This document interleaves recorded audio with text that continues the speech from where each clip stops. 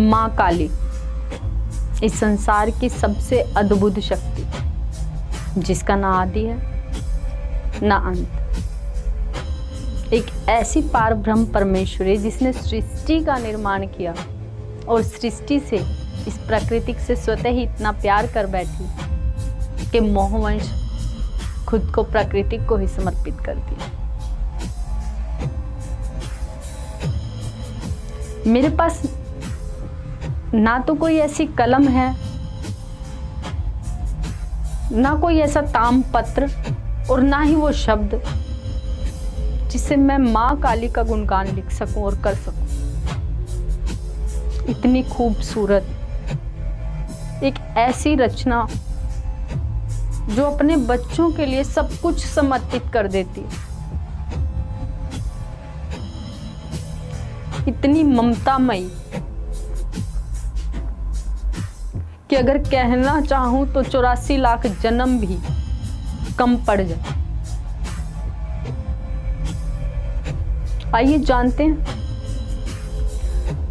कैसे माँ अपने बच्चों को अंधकार से प्रकाश की ओर ले जाती हैं, या फिर अंधकार की ही देवी हैं। सबसे पहले हमें ब्रह्मांड का एक रहस्य समझना होगा। अंधकार क्या है?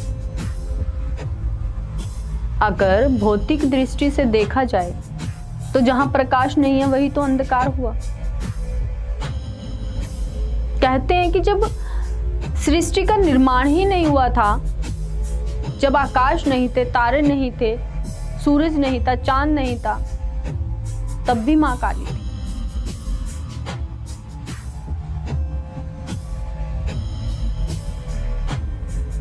भौतिक दृष्टि से अगर देखें तो अंधकार ब्रह्मांड का ही हिस्सा है, परंतु अगर आध्यात्मिक दृष्टि से देखा जाए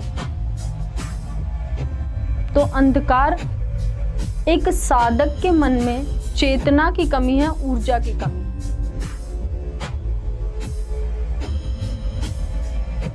कहते हैं कि जब संसार में अंधकार बहुत फैल जाता है, अर्थात पाप ज्यादा बढ़ जाता है, बुरे कर्म ज्यादा बढ़ जाते हैं,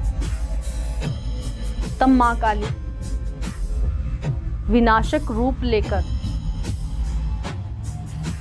बुरे कर्म करने वालों को समाप्त कर इस संसार में सुख और शांति की स्थापना करती है।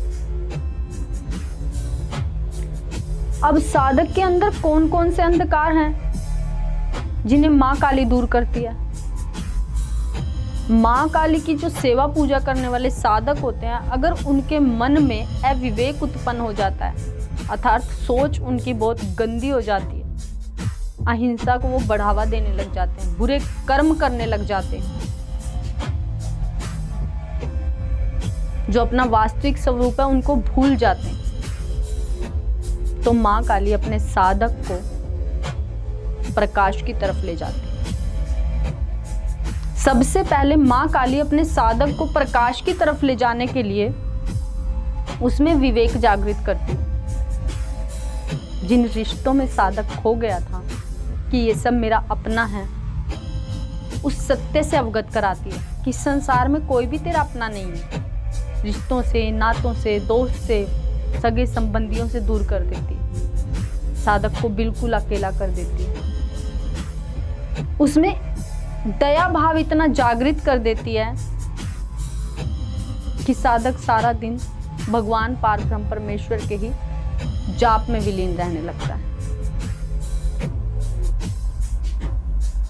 क्रोध, लालच, लोभ अपने साधक के भक्त के अंदर से समाप्त कर देती है।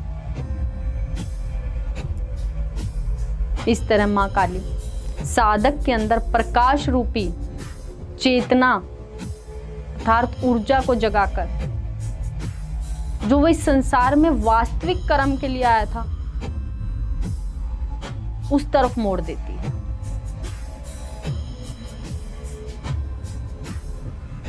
अंत में मैं ये कहना चाहूंगी सब साधकों को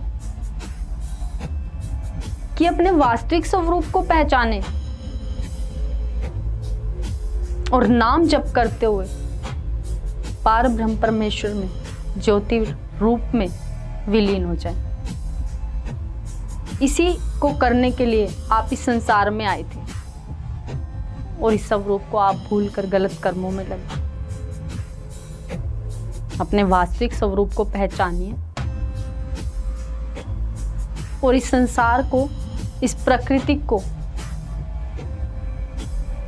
खूबसूरत बनाकर जाइए। मिलते हैं आप सबको नेक्स्ट वीडियो में। जय माता।